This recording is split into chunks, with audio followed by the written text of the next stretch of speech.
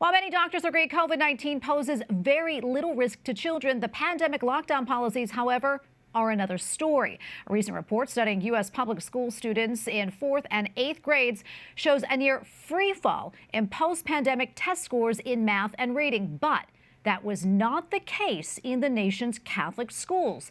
Test scores, by and large, went up, as did enrollment. This as many Catholic schools operate at a deficit. So, what can be done to make Catholic education both sustainable and available for future generations? And joining us tonight with his insights is Tommy Schultz, CEO of the American Federation for Children. Tommy, thank you so much for coming on. We appreciate a lot to unpack here. But first, I want to start with enrollment in Catholic schools. As mentioned, numbers are up. However, that does not seem to equate financial stability. In fact, many Catholic schools operate in the red. What can you report, and why is this the case?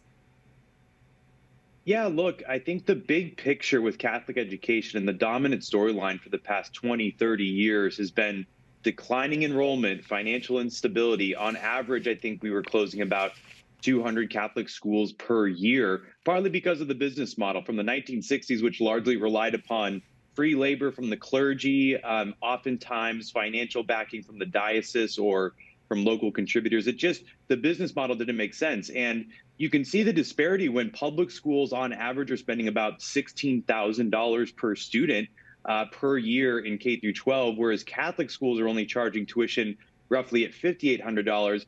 You could just see that there's kind of financial turbulence there. But the way to sustain things into the future, and where we're seeing state by state, wherever they're passing major school choice policies, that's really giving Catholic schools a lot of financial stability. And that would help the country writ large, as we're seeing from some of these test scores, where on average across the country, Catholic school students are 1.5 to 2 grade levels ahead of their public school peers. So these are big trends, and I'm excited to talk further about it. Yeah, and I know that you're a big advocate for school choice. Talk to us more about that, how it works, especially in states like Florida, which seems to be leading in that effort.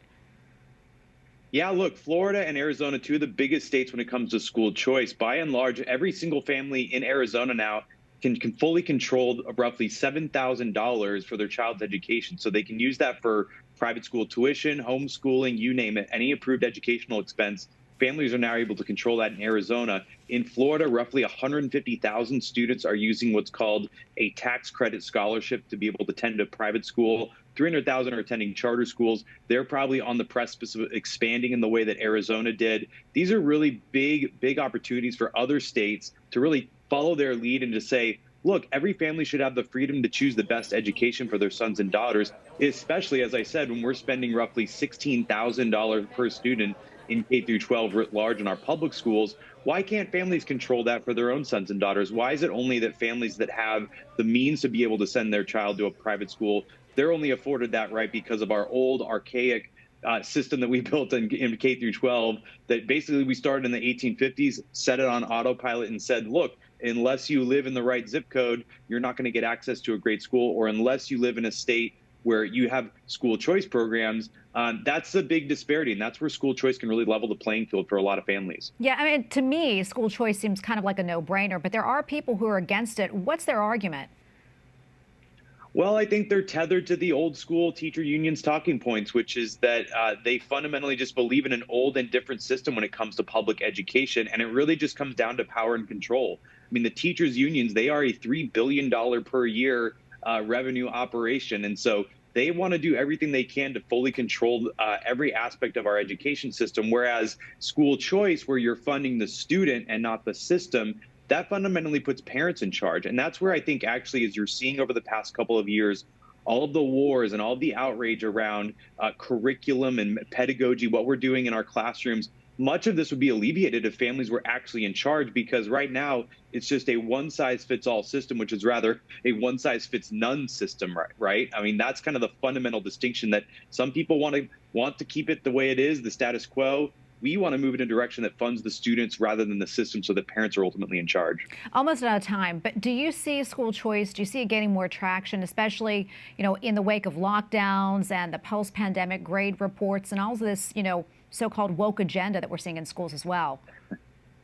No, I think the next few years, it's going to be the biggest absolute expansion in terms of number of students getting access to private schools, access to charter schools, access to homeschooling with state funding, because ultimately parents are wanting this. When you We do polling every year that shows 70% of parents want to send their kids to a school that is not a government-run public school.